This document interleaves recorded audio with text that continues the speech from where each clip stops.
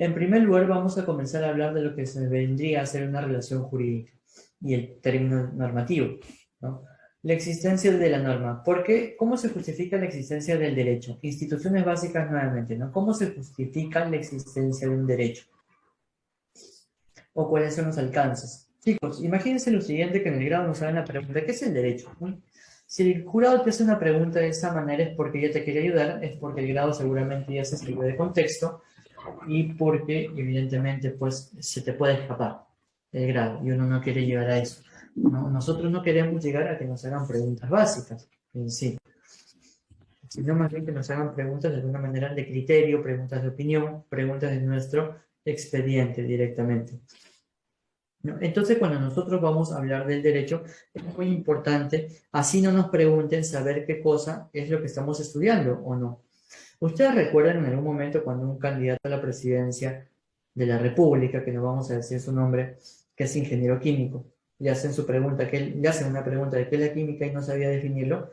Ahí está lo primero que les vengo indicando, la importancia de tener una adecuada dicción al momento de argumentar. Eso es oro puro para el grado y también para la vida, para quien va, por ejemplo, a litigar.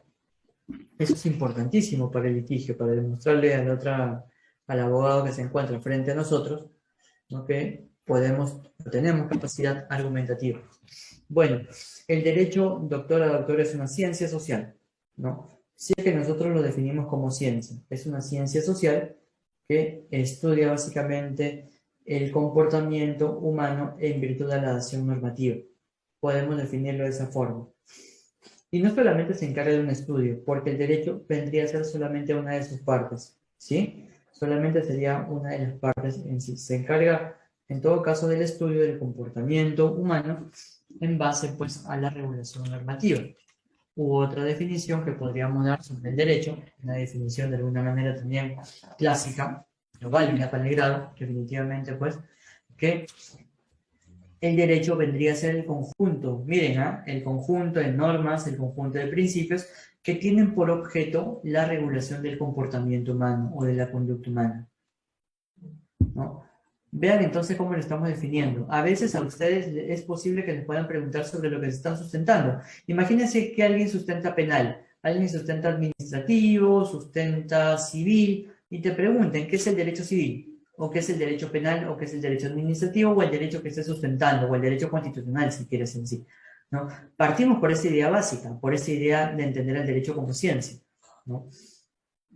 Tiene un vocablo o un vocativo de ciencia en la cual obedece a que es el conjunto nuevamente de derechos, de principios, de valores, ¿de acuerdo? Que regulan el comportamiento humano o cuyo objeto de estudio es de alguna forma la conducta o el comportamiento humano.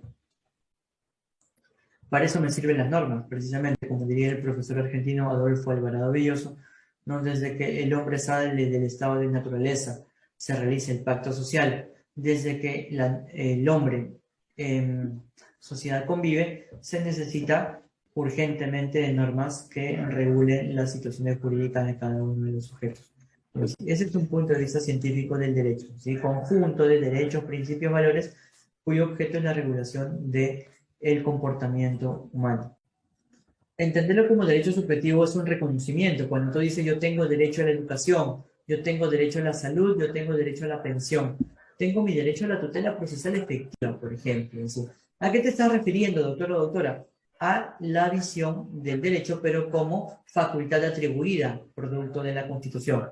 ¿Sí? Acá entendemos como conjunto de facultades, ¿sí? Conjunto, perdón, de facultades atribuidas a un sujeto. El derecho administrativo nace del derecho constitucional. Hay esa conexidad, esa relación.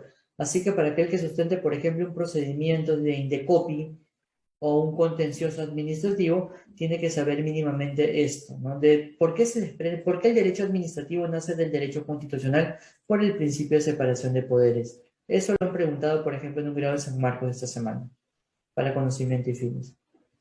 Si nace del principio de separación de poderes. Es uno de los principios también más importantes que están en la Constitución, ¿no? Este principio que les estoy comentando yo, que describe la pirámide de Kelsen, se llama principio de unidad de la Constitución, por si acaso. Ya, ese principio de unidad de la Constitución, como lo refiere el mismo César Landa, hace referencia pues al conjunto de normas que forman parte de un Estado llamado ordenamiento jurídico. Por otro lado, si bien es cierto, está en la Constitución, cuando tú revisas el artículo 5 de la ley, del título preliminar de la Ley de Procedimiento Administrativo General, también lo vas a encontrar. También está estipulado de manera mucho más ejemplificativa el ordenamiento jurídico. ¿Sí? Para que tomen nota, por favor. Si no sustentas estas normas, no importa, pero por lo menos que tengas conocimiento de dónde está el substrato de tu ordenamiento jurídico, de lo que vendría a ser. Máxime que vas a entrar al mercado, ¿verdad? Como abogado, como abogado. Pensemos en si hagamos una leyenda. A sería un sujeto de derecho, ¿de acuerdo? Un sujeto de derecho. Pero para nuestro Código Civil pregunta, ¿qué tipo de sujetos de derecho existen? Ustedes saben, ¿verdad? Ya lo han mapeado en sí. Existe el concebido, ¿de acuerdo? Existe la persona natural, la persona jurídica y las asociaciones de personas no inscritas. ¿Sí? Ahí está, los 4 sujetos de derecho. Fíjense, todo esto es información básica para ustedes, que no se pueden olvidar. Concebido, persona natural, persona jurídica y asociaciones de personas no inscritas. Ahí están todos, sin lugar a dudas, ¿verdad? En consecuencia, A puede ser cualquiera de ellos. Podría ser el concebido incluso también, ¿no?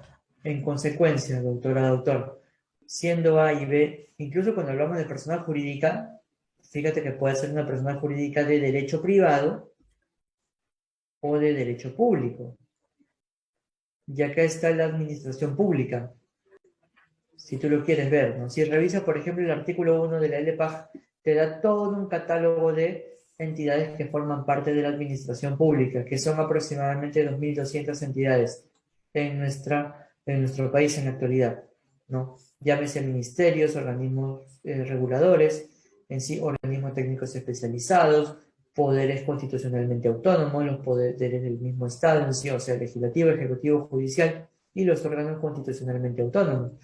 TC, Ministerio Público, Contraloría General de la República, en fin, ¿verdad? Tenemos un conjunto de sujetos que van a conformar la denominada administración pública, así como también aquellos privados que brinden un servicio público como Telefónica, como Entel, ¿verdad?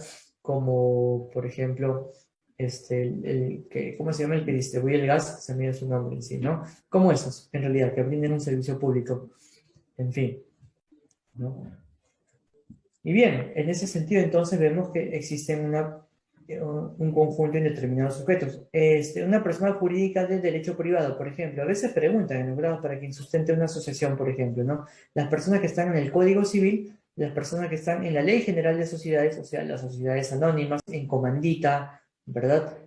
En sí, comercial de responsabilidad limitada, y aquellas que se encuentran en leyes especiales, como las cooperativas, por ejemplo, ¿sí? En leyes especiales, ¿no? Y otras.